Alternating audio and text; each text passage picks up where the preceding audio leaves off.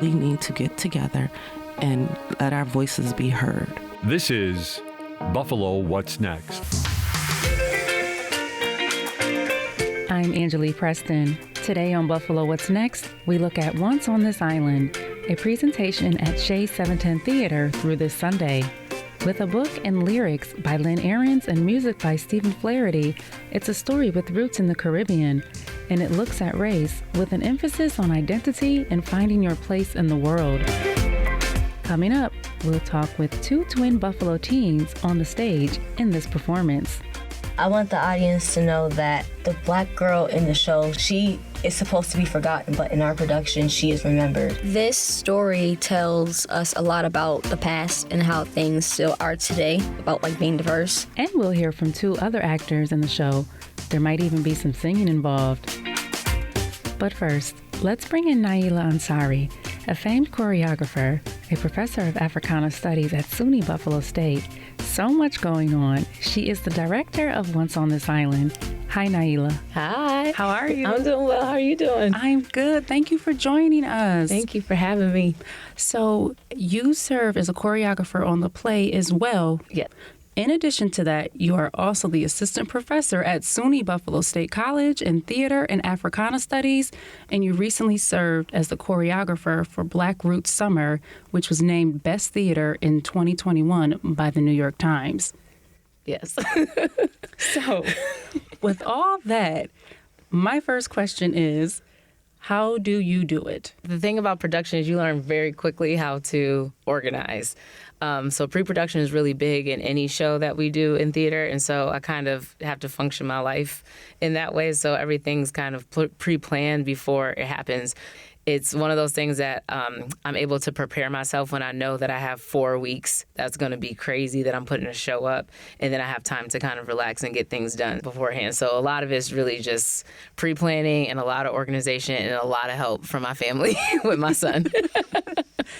How is it being a Black director and a Black woman director? Ooh, it's challenging because you're always facing something, right? Because a lot of times they don't think that you can do it because there's typically not a lot of Black directors, and in theater specifically, it's been predominantly white men. So you're always kind of going and pushing against to kind of prove yourself. I don't ever feel like I need to prove myself in a way that I know that my work is really great, and I know that I take the time and I work really hard to make sure that the vision that I have is good, but it doesn't stop the outside influences in society from what they assume is going to be.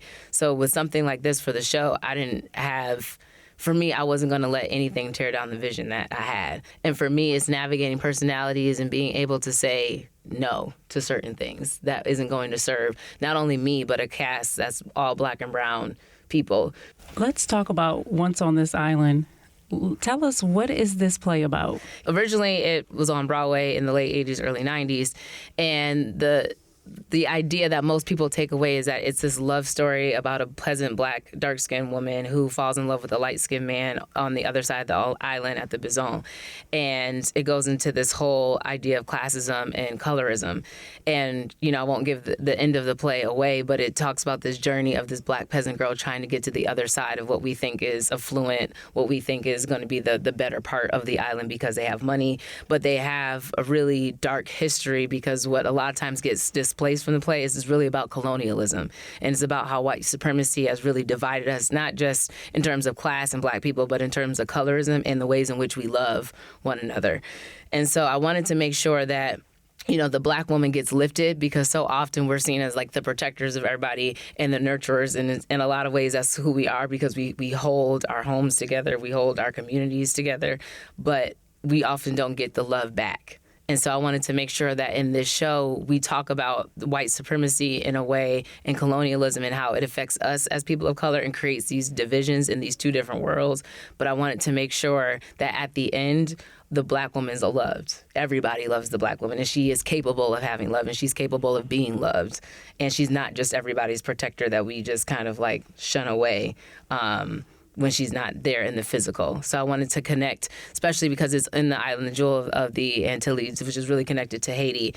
There's different gods in the show.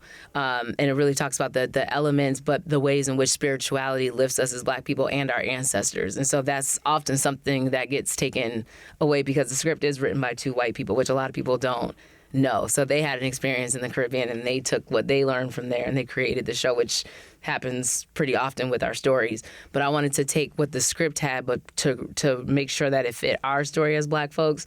So we had a cultural coach, a dialect coach that was there, our costumes of the diaspora, the movements from the diaspora, the folks that are in the show are from the diaspora. And it's not just a show that has a script about colonialism and classism and all of those things. It's really about the spirituality of us as Black folks and brown folks.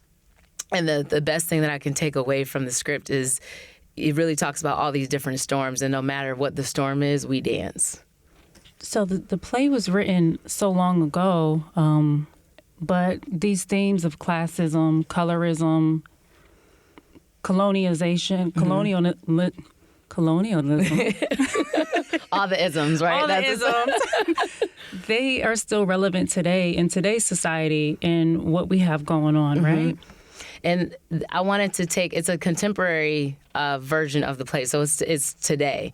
And even though the script was written 30-something years ago, it's still prevalent to who we are and the battles that we're facing, particularly now with Black Lives Matter, because we're also in this weird transition where a lot of people want to uplift Black folks because it's like socially the right thing to do, but we still don't know how to do it.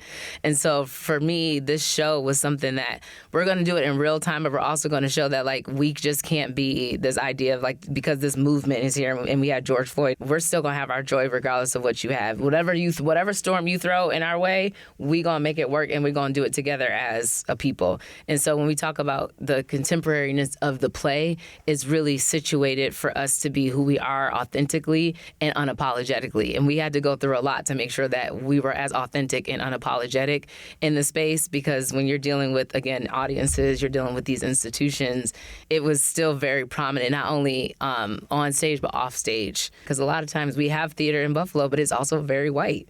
And so to be able to have an entire cast of Black and brown folks that are singing, that are acting, that are dancing, that are doing the thing at the highest quality and of excellence was something that was important for me, so that people can see that like we're not just going to give a show for Black folks just because it meets our diversity quota. And so I was really thankful for the folks at Shea's that allowed us to be able to be unapologetically ourselves. Because this is Shea's first local production, yes. Right? Yeah, this is Shea's first production, so it was a lot for everybody. You know, we had a lot riding on this because you want to be able to continue to produce shows, because oftentimes people don't realize that Shea's is what we kind of know as a roadhouse. So they bring in other shows, but they don't necessarily produce their own shows. So for them to have chosen this play, but for them to have allowed me to have the cast that I have and to envision the story that the ways in which I wanted to, still true to the script, but to adapt it so that it fits who we are. How important is it for representation in the arts? It's so important. And, you know, I wanted to be able to use the show as a vessel and a way to get folks into the space for theater, because it's so predominantly white. I'm from Ujima Theater, so like I've been around for a long time, and Lorna C. Hill was my mentor. So, you know, I was able to see and grow up in theater in very different ways, to see how we've been treated as Black and brown actors and choreographers and dancers. And then I've also been into the conservatory spaces where I've seen them treated really well because they had a lot of money and they were really big white institutions. And it's interesting because Felicia Dove, who is our costume designer for the show, this is actually her first production in theater.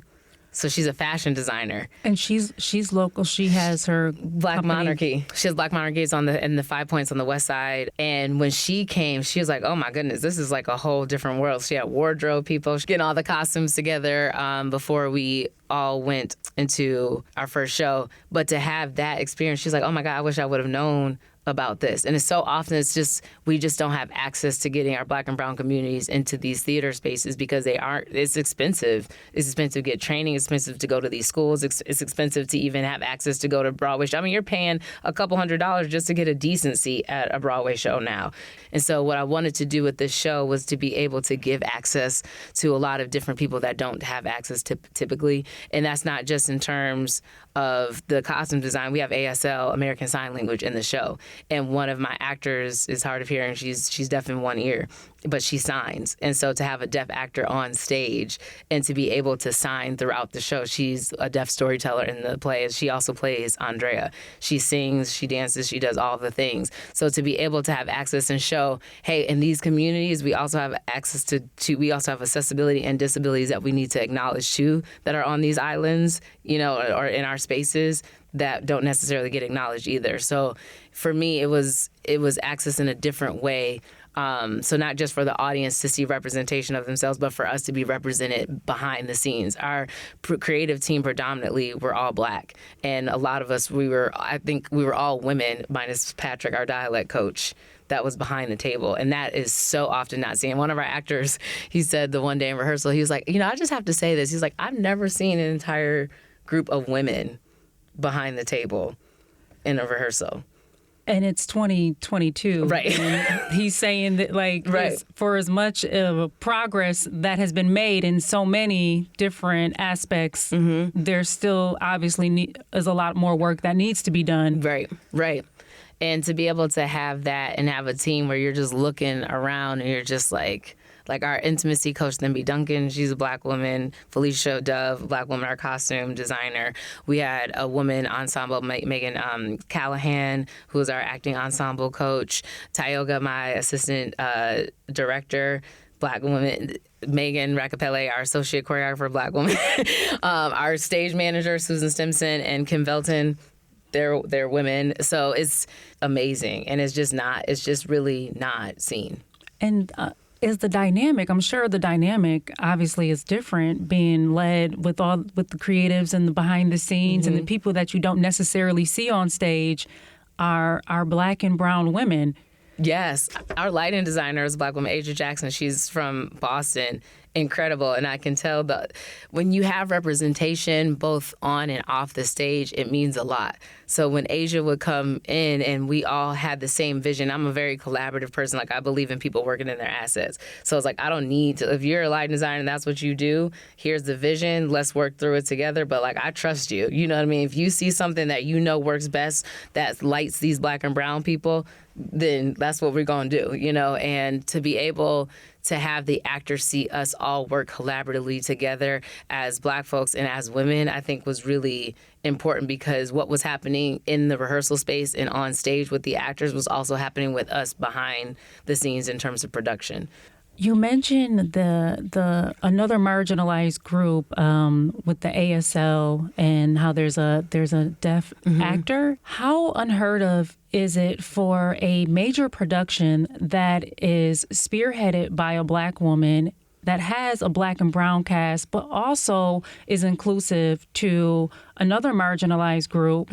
How unheard of is that? People have done is we'll have an interpreter. Sometimes I've seen that. And so that was something before I even knew that I had a deaf actor that I knew I wanted in the show because I think it's important. And not only that, when you talk about signing, it's such a beautiful language and it's such a beautiful expression that I think it should be seen more and it should be part of our vocabulary in the terms in which we bring everyone into the space, but also recognizing that it's a language and it's so difficult in terms of acting. Our actor on stage acts multiple roles out, signing and singing at the same time. Wow. Which is difficult to do. But this is the first show, and we had someone in a talkback ask, this is the first show that I've ever seen, and I've done it, and I'm doing it, I should say. But this is the first show I've ever seen where there was actually a deaf actor in the show that was not written specifically, but we created it to make sure that it was accessible to everyone. Have you gotten any response from that particular community? Yes. So Melissa, when I first asked her, she kind of was like, wait, really? What? Wait, you, okay. She's like, I'll do it. She was almost kind of in shock a little bit because it's not something that she's ever really asked to do outside of people to just want to interpret. And so that response was kind of like, oh, wow, I guess this really isn't done, because we kind of had to figure it out and go through the script to make sure that we can make it work, but also make sure that we aren't appropriating anything either. And the responses have been incredible. And I've had a few audience members that were, they're have relatives in the deaf community that they brought their families to the next day, because they felt like, wow, like I can have somebody come in and they really understand the story that's deaf. But then I just also had different people from the disabilities community that was just like, thank you. They're not deaf, but, they're in wheelchairs, or, they're figuring out their own ways of trying to be inclusive in the space. And they're like, thank you. And they noticed it right away. That's amazing. Because I feel like that community is, they don't have enough representation. Mm-hmm. I mean, Black and brown, of course, we don't. But even more marginalized is the disabled community. So I think that's amazing that you thought that, you thought it through and you're doing that. And that this play is doing that, is really like catering to multiple groups. Yeah. And it's also showing that, like, colonialism isn't just about race and color either. It divides us in so many spaces. And who are we to say that people that have disabilities and need accessibility in different ways, that they can't be a part of the shows that we're creating? Because that's real life. If we're talking about real characters, it's real life. And I wanted to make sure that the island, we all had characters that we all could identify in the space. There's queer Black men on the island, that they've taken their characters on in particular kind of ways. There's Black women that are like, I'm going to be a tomboy. Like, I want to show that I'm a tomboy on the island. And so everyone picked their own characters that they wanted to be, so that we could show the inclusivity of who we are as a people that we often overlook when we go in front of an audience. And it happens all the time in television and film, but it happens a lot in theater as well. I want to just pivot for just a bit. Well, let me just backtrack. Why is this play needed in Buffalo right now? Well, so besides everything that's just going on in our communities in general in the arts, and having lack of diversity is really important, because something that has been dear to my heart is what happened in 514. And I've been in a big initiative with the Community Health Center of Buffalo, where my mom, Dr. Naila Ansari, is the CEO of Building Art and Healing. And this show was part of that journey for me on how can we bring a healing to the community, particularly after we have a massacre like that that's set by white supremacy. And how do we come together to feel like we can love these Black and brown bodies?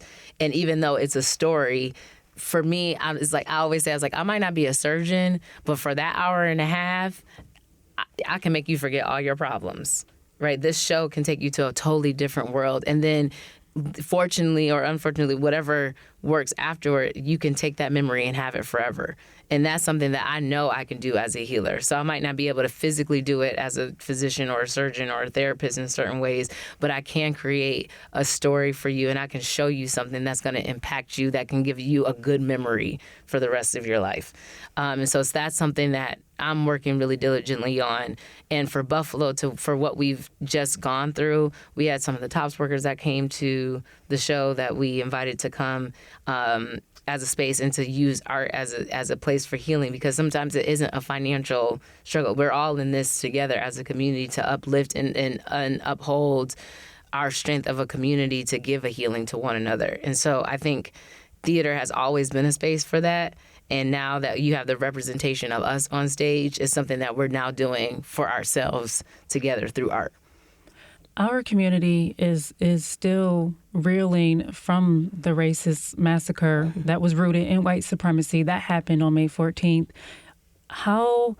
What has been the response from those TOPS workers or survivors that have seen the play? What are some of the thoughts that they've had or expressed to you? Just tears, a lot of tears. And even though it's not necessarily directed to it, the themes are the same. It's like when we don't have time to divide. it's not going to serve us. And, the end of the show, the song is Why We Tell the Story. And we really are, we're telling the story because it's everyone's story that's Black and brown in this world, particularly in America, particularly in the Caribbean. And so for us, the responses from them to say, thank you for creating these spaces for healing. Thank you for bringing this art to Buffalo. Thank you for bringing this art to us. Thank you for letting us be seen on stage. That's the biggest takeaway that I could ever have. I want to pivot because you do so much great things. The Smithsonian, you have something coming up in November. First of all, the Movement of Joy. Yes. And your live documentary, The Choreography of Joy. Mm-hmm. Can you tell our audience what that is about? Yes. So I'm the researcher and founder as a professor, a scholar. I research Black women joy and what does that look like through performance and how can we archive ourselves to be able to have a legacy and to pass on to our, the next generations. Also to change the narrative of who Black women are. So often when we go back in time, we have these archives that have been really documented and catered to by white men. So it's written in a way that doesn't really speak to our joy as Black women. So it started because I was working with a woman named Dr. Ama, who was here in Buffalo doing research for a show that she's developing called At Buffalo, and it's about all the Black performance groups during the Pan Am in 1901. And Mary Talbert was a huge character in the show. And so my research was on Mary Talbert. And it was difficult because I didn't know who she was. So I'm going through all these, these different archives and collections of different newspapers and things like that. And it never spoke to who she was. And it could come off kind of like she's this very stern kind of person. But it's but she had to have had this joy to be able to get as many Black women that she did together to bring everyone in to talk about Black excellence and to bring Black excellence to the forefront and to bring W.E.B. Du Bois' Black exhibit to the Pan Am in 1901. So that's kind of how it started. It's how can we archive Black women so that I could actually understand their stories? And so from there, it's been almost going on a 4-year journey where I've done interviews for Black women across the country and asking them what gives them joy, how do they discover joy, and when did joy discover them, and then they pick their favorite song and dance to it. And I just had 2 women pass away through, the last 2 years of this project, and I was able to give their videos and their documentaries to their families. So the last thing that they have of their moms was them talking about their joy and dancing and moving to their joy. And that's really what the project is. And I was able to get a fellowship through the Black Interfaith Project, which is through the Interfaith America, which is ran by Ibu Patel, who does a lot of work with the White House, and the partnership is with the Smithsonian at the African American Museum of Art and Culture.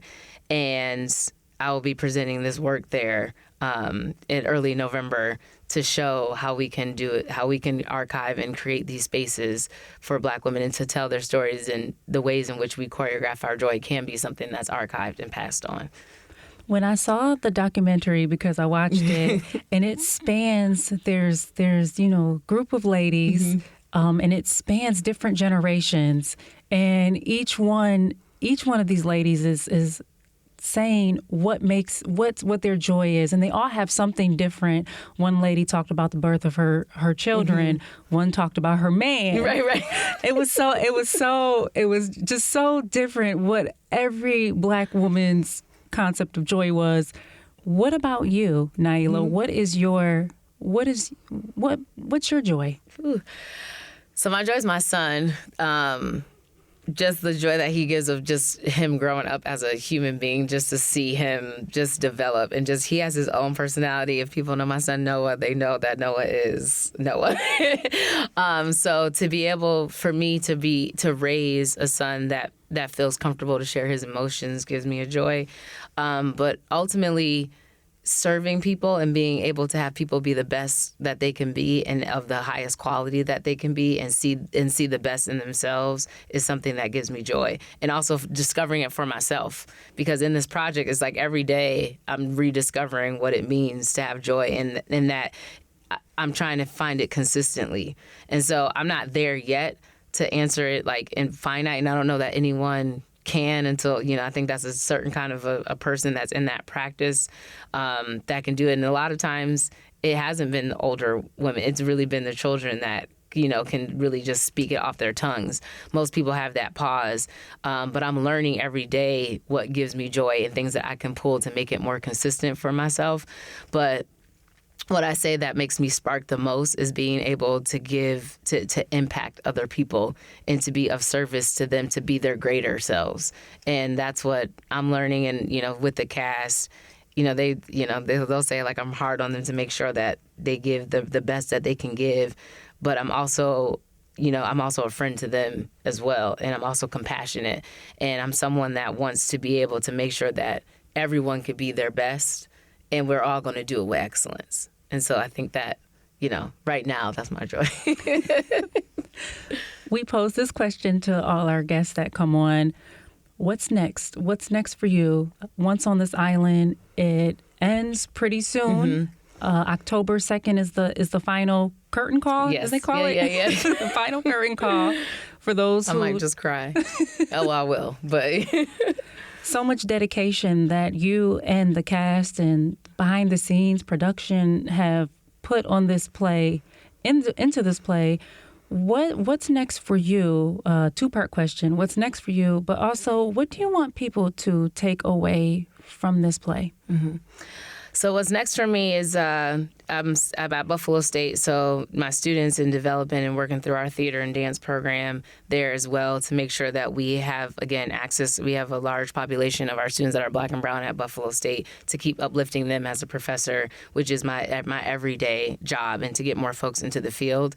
And then what's physically next for me in terms of like creating, I'm going to Michigan Tech actually at the end of this week, and we'll be literally coming back the day for the closing day to bring this work to Michigan Tech University. So those are like the immediate things of what's next for me. And I'm working on an article in the book right now for the Movement of Joy.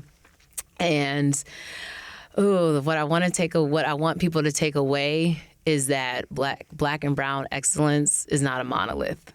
And that it looks and it comes in different ways, and that we need to be open to the ways in which that comes, and that we need to make sure that we are healing our communities, but most importantly, that we're making sure that we show Black women love. Naila Ansari. Thank you. Director and choreographer and of Once on This Island, also a mother and researcher and just all things Superwoman. Thank you for joining us today, and we look forward to having you back. Yes. Right now we have Shylah Douglas and Samyah Douglas, who play T-Moon and Little Charm Girl. Hi, ladies. Hi. Tell us about your characters. So I play the little girl, and she's 8 years old, and this whole story is being told to her. I play young T-Moon. She is a 6-year-old child. She's very energetic and outgoing. What do you ladies hope that the audience gets from this play? This story tells us a lot about the past and how things still are today, about like being diverse. And I want the audience to take away the fact that times are changing, but they're also, in a way, still saying the same. I want the audience to know that the Black girl in the show, she is supposed to be forgotten, but in our production, she is remembered, and she is thriving even in her afterlife. Do you ladies see yourselves in your characters that you play? Yes, I see myself. I had to go back and remember my 8-year-old years and how I had a lot of energy and talked to everybody and played around with everybody and everything, and it was fun. I definitely see my younger self in Little T-Moon because she's very energetic and she's really like same as the little girl.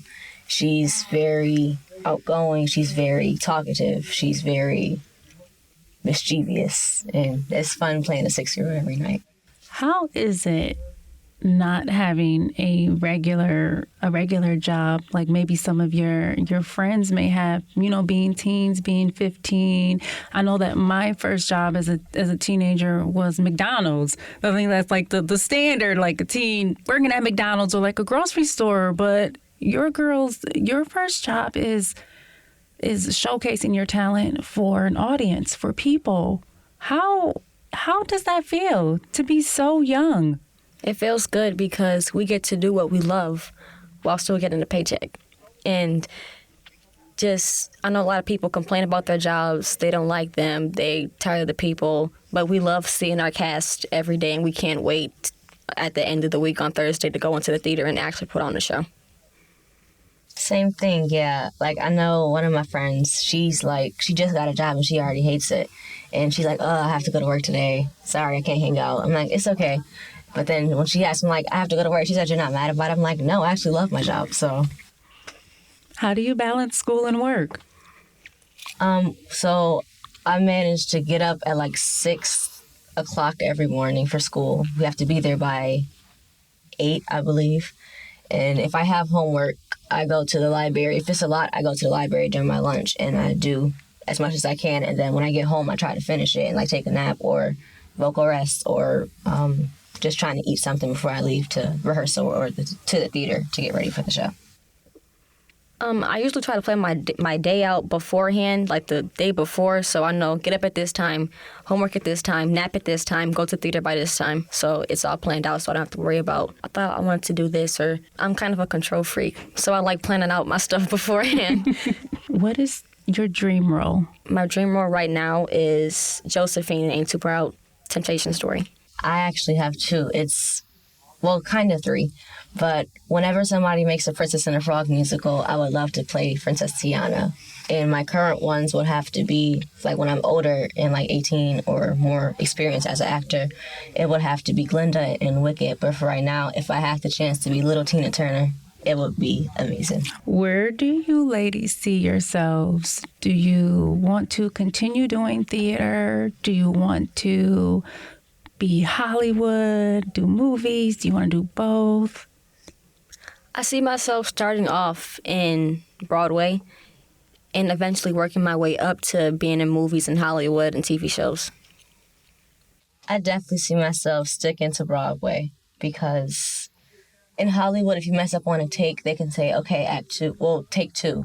But if you mess up on Broadway, you have to keep going, and that pressure keeps me motivated. Shylah Douglas and Samyah Douglas, thank you so much, ladies, for joining us. Thank you. Hello, I'm host Brigid Jaipaul-Valenza. This is a bit of a special edition of Buffalo What's Next. Today, we are speaking with the cast of Once on This Island, which is currently playing at Shea's. It's a musical about love, prejudice, loss, and sacrifice. With us today is Zhanna Reed, who plays the adult Timoon. They are native of Buffalo, graduated magna cum laude from SUNY Buffalo State with an arts degree. And Marcus J. Paige, who plays Agwe and is part of the ensemble cast. This is his Shea's 710 debut. Thank you both for being here. First off, how are you doing? We're doing fantastic. Buffalo's been amazing. The show experience has been amazing, so this has been a lot of fun. I'm feeling good. You know, it's a rainy day today, but we dance in the rain on the island. Tell me about the play. It's basically the Black Little Mermaid. It's based on a book by Rosa Guy called My Love, or The Peasant Girl. And in the musical, Timoon is saved by Agwe, the god of waters, in a terrible storm. And these 2 villagers, or old peasants, if you will, find her in a tree.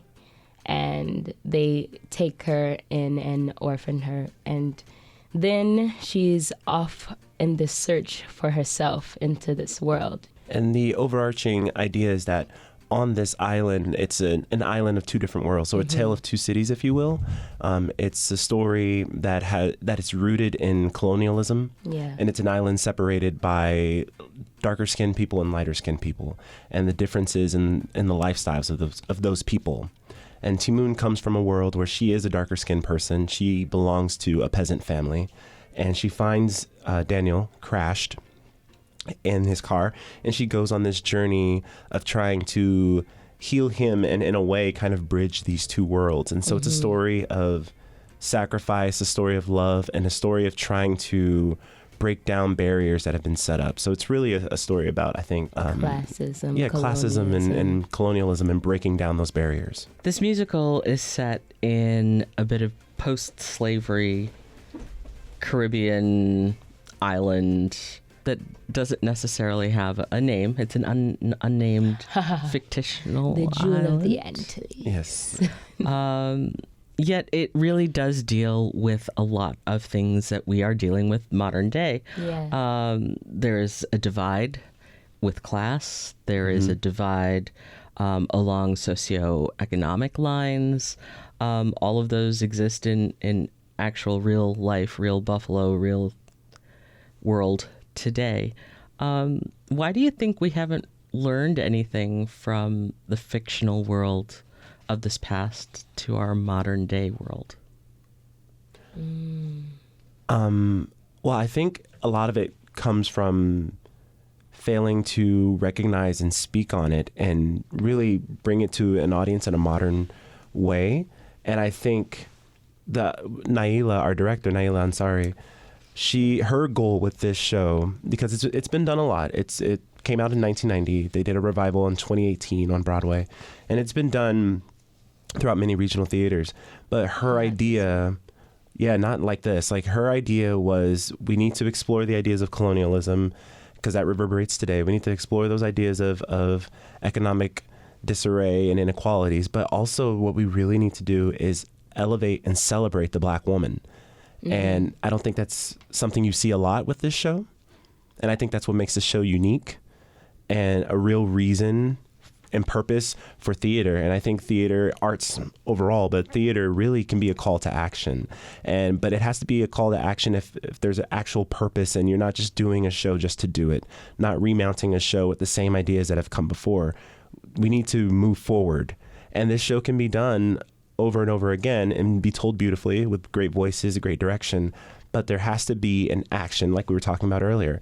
There has to be action, and you have to do something and give a purpose. And so we're talking about celebrating these people. This isn't a story that's based or rooted in trauma. This is a story that is celebrating these people, this Caribbean culture, the diaspora, and it's celebrating a Black woman, which we don't see a lot in many mediums, but especially in theater.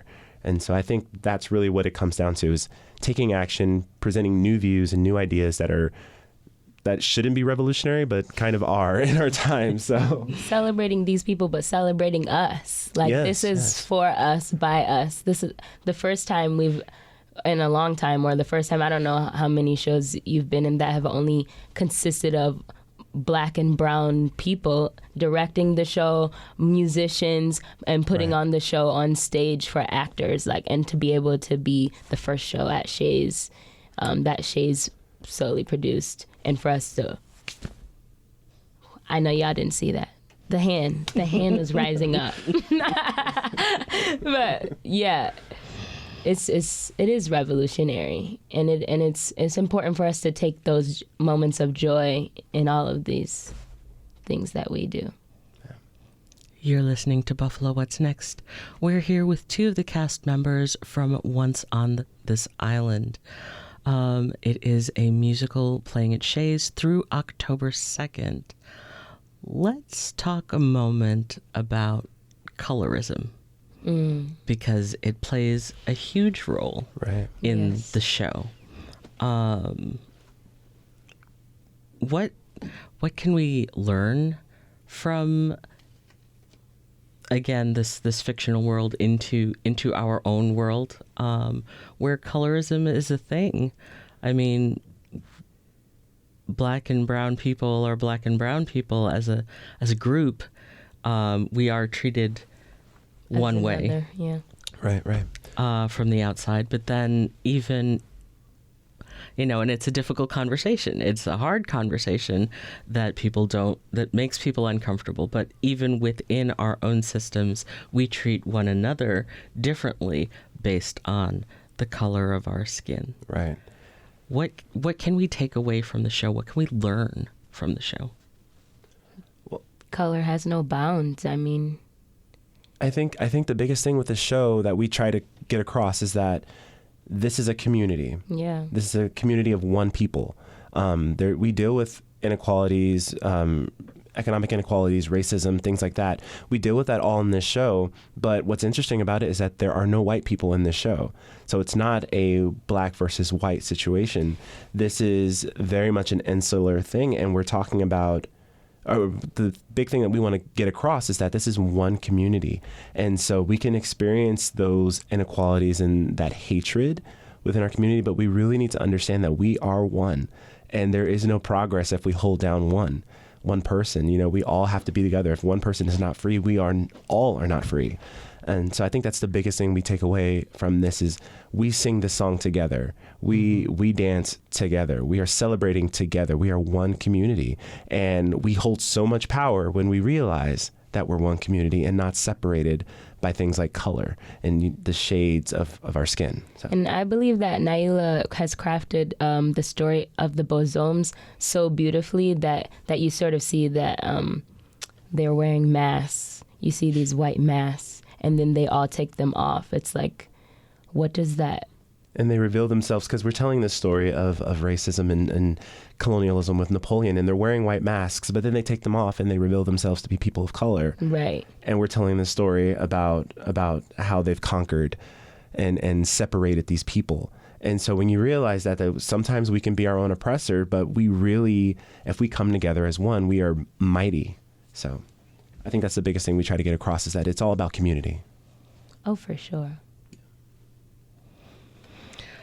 As you mentioned earlier, Once on This Island is a loose retelling of the Hans Christian Andersen's Little Mermaid. Mm-hmm.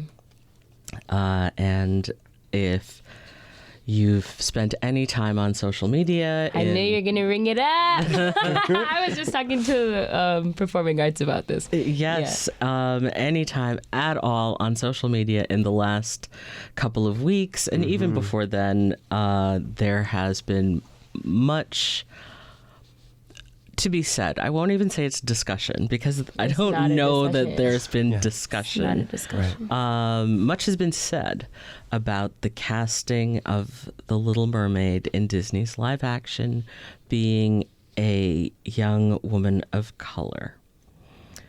Beautiful like that. It's not the first time, obviously, that this backlash has popped up. It popped up, most recently also in the Amazon's Lord of the Rings series, where some of the characters are people of color. Two questions then for you. So, first, we're talking A, about a mermaid, and B, we're talking about people who live in Middle Earth. Not that there's anything wrong with Middle Earth or under the sea. However, I used to want to be under the water. These are fictional characters. Yes. We can imagine a mermaid, but yet we can't imagine that she's black. Mm-hmm. We can imagine an elf, but yet cannot fathom that they may be a person of color. What do you say to that? It makes people feel like, I can't speak for all the people, but, it makes me feel like we don't have a space to dream or to be or to see ourselves in any sort of other world or other space beyond what we see in reality. And it's crazy to think that there's such an uproar over a fictional character, but it's also really poignant and pivotal that we see ourselves in these spaces in these imaginary spaces, because that's where we connect with spirit, and that's also where our creativity blossoms from. Right. And that's also how we connect with each other. It's through these imaginative as if spaces. And that's how we create the world that we live in today. Right. Like, are children not allowed to dream? Are we not allowed to imagine, these different worlds? Like, it's okay for us to see ourselves in these universes and these fairy tales. It's okay because, we need that. We need to, like she said, we need to be able to see ourselves beyond the reality that's here. And other people have been afforded that opportunity for the past few centuries. And so, if we happen to get one or two. Like what? Why is this an argument? Why is this a quote unquote debate? Why is this up for a discussion that it can be a wrong thing? What is wrong about it? That's why it's so important for us to see ourselves. And that's why it's so important for us to do things like this show. So that when we're on that stage, little girls, little boys can see themselves. My goodness. I won't spoil how the show ends, but the idea of this story, the last song we sing is why we tell the story. We tell this story so that a little girl out in the audience can theoretically come on stage and she can tell that story, so that another little girl can see that and come on stage and tell that story, and a little boy can come on and, so these things can reverberate. That's why it's important for us to see ourselves. How difficult is it for an actor of color to break into theater? I mean, and I guess I'm speaking specifically really about stage arts, not necessarily movies, because while we would strive for 100% representation, there is a sense in Hollywood for movies that, you might have actors of color. That's not a weird, odd thing, but people don't necessarily see the stage version of Macbeth having. Right. Yeah, I would like to say there's not a lot of parts written for us. I mean, we were just having a conversation yesterday with another cast member, but I think that's quite a bit of a question. There's a lot that goes into that, but I think what it really comes down to is it's a systemic issue, and it's a gatekeeping issue. I think there's a lot of people, who are hiring and casting for these things, that only see black actors being in roles that are specifically made for black people. How many times have you seen Rent, and the two black people in the show are Collins and Benny, I believe his name is. But yeah, so how many times do you see Rent, and it's the two black actors are those two gentlemen, and why have we not seen a black Mark or a black Roger or a black Mimi? Well, we've seen black Mimi, excuse me. But yeah, so I think a lot of times we see these people who are casting that just think black role, black person. But also I think there's a lot of gatekeeping when it comes to opportunity, and a lot of times people come out of a conservatory system, they come out of big training schools, and there's a lot of inequality in the education system where a black student may not be able to go to these big theater schools and get that BFA or get that master's degree in theater that opens a gate for them to go out into the world and really get these audition opportunities. So I think we have to talk about how gatekeeping is preventing an opportunity, is preventing people from even getting in the space, being in the room. Like, you're not even allowed to get into that room unless you've gone through a system that really has been created to help develop non-people of color. And those systems perpetuate the idea that there can't be multiple black experiences. Like, it makes it seem like this is the black experience and this is only one thing. But the way I exist, it may not be the same as the way Marcus exists, or the same as you exist. Right. It devalues our experience as a whole. Right. And we walk into a room and you see our color before you see us as the actor, which is not necessarily great, because if I were to go in for, anything goes, you're not going to look at me and say, oh, he's going to be a great actor, a great dancer, or whatever. You're going to say, oh, he's black. And usually Billy in Anything Goes is not black. So am I going to cast this guy? Probably not. You know what I mean? And so it's just, we have a lot of barriers that we have to get through from the onset, even before we get in the room. So yeah, it's difficult. Do you think the sense of not seeing people of color in terms of having, a space in Middle Earth or under the sea really is sort of the start of that gatekeeping? If we don't or cannot see ourselves in that space, being that character, being an elf or a mermaid, then certainly we wouldn't push for something like that. Yeah. I mean, you see a lot of times, I see a lot of auditions come through, and I may or may not submit for just knowing that, I may not fit what they're looking for just because I'm black. I'm I might be able to move or dance, or I might be a tenor and they're looking for a tenor. But if I see that it's a certain role, sometimes you might have trepidation even submitting yourself for that because you haven't seen that before. So I think that, again, that's why it's important for us to see ourselves on stage, see ourselves on screen, because we need to know that it is possible for you to be a mermaid. It's possible to be an elf. You can be whatever you want to be. Whatever you want. You can, as an actor, you can do something other than, ragtime. It's possible. I know. It's a beautiful show. Love ragtime. But it is possible to do something other than that. Well, certainly because you have the title of actor. Indeed. That part. We're going to act as if. What would your younger self say to you now? Your younger self has gone and seen this show, and they are ecstatic. And what would your younger self say to you? Oh, wow. I know. I feel like I'm going to cry. I think I'm going to cry. I'm talking to actors. We're emotional. I'm like, Stop wait that. a second. Like, the amount of different parts that I cry on stage would be baffling me. Oy vey. You go. I need to think. My younger self speaking to me, it's weird. I'm seeing him. Come on, look at him. I think he would say, "Wow, I'm proud that you never stopped. I'm proud that you never stopped because, I grew up in Compton, California. I had no idea what I was doing when I decided to go into stage and music and all that.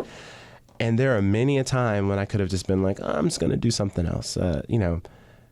After college, I actually went into real estate for a while, and I was doing that, and that was fine, but it wasn't fulfilling me. And and I think my younger self would look at me now and say, good on you for not stopping, because you're here. So your younger self has a seat at this table. Absolutely. Come on. Yeah. At whatever table you want to sit at. Yeah, right. I'm absolutely not avoiding you. And didn't forget about you. Didn't forget about No, I did not. Forget about me. Same question. Yeah. I was just thinking, this is so funny because my mom came to see the show this past Sunday, and she lives in Ohio, so she's driving her and my two siblings back to Ohio this morning, and she dropped me off, and she's just like, Zhanna, she's about to have a cry moment, She's like, Zhanna, you are doing the thing, and I know you're saying what would my child self say, but I'm also thinking about those moments when we say, like, you are your ancestors' dreams. Like, that's literally what my mom was saying, but it's like, I am my parents' dreams, and I believe in my experience growing up, I am honored and privileged to say that I was never given the brown girl narrative, that the you are not enough. I was always filled with love and compassion and of you can do this. And I think I would say to my younger self that you're doing the thing, Zhanna. You're doing all of the things that you want to do, and you will continue to do the things that you desire and you dream of, and that you can keep dreaming, and God will continue to supersede it. So to all the little girls out there, you just keep dreaming and do the thing. Yeah. That was actually my next question, what you would tell young actors and actresses who may be struggling to find their way in performing arts, to find a path for themselves in something that they're good at, something that fulfills them, that really makes them complete. What do you tell them? One of the things is you need to find your people. In that respect, I mean, find the people doing the things that you see yourself doing or the things that you're interested in doing. Inquire, talk to them about it. Also, even if you can't find the person to actually talk about, because, you know, we live in the AI world. Find your people online. Absolutely. Look up the interviews. Look up what they're doing, what their path was. And I'm not saying look up to do exactly what their path was, but to just be inspired and to see the work that they put in to where they are right now. Yeah. Also, the next thing I would say is to trust yourself. Trust your journey and know what you want so that you can move forward with what you want. Because if you don't know what you want, you will be all over the place. I also think that you have to really be tenacious in believing in yourself. That's something that I learned, especially during the pandemic when everything was shut down and I lost so many jobs, and I thought this is not going to happen. I thought everything was lined up for me, and it all fell through. But I think the biggest lesson that I learned was you have to be your own biggest fan. Yeah. You have to be tenacious, and you have to just really be vulnerable and put yourself out there and try to walk into the rooms that you feel like you don't belong in. And be kind to yourself, too. That's another thing. We speak a lot on this show about how arts can be healing. Buffalo has been through a great deal of tragedy in the last few months. What role does theater play in recovery from tragedy?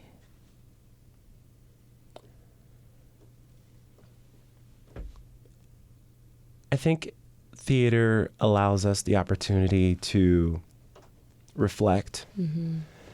I think a lot of times seeing something on stage allows you that opportunity. You know, if you try to give yourself advice on a situation, it may not resonate with you, obviously, but then if someone else were to tell you that same advice, you think, oh, maybe you're right.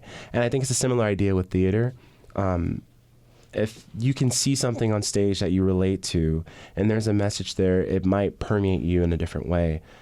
I think especially with this show, handling grief and handling tragedy, I think the way we show that in our show, I think is done in a way that is quite beautiful and shows that this moment doesn't have to always be sad. This moment doesn't have to be traumatic and ongoing.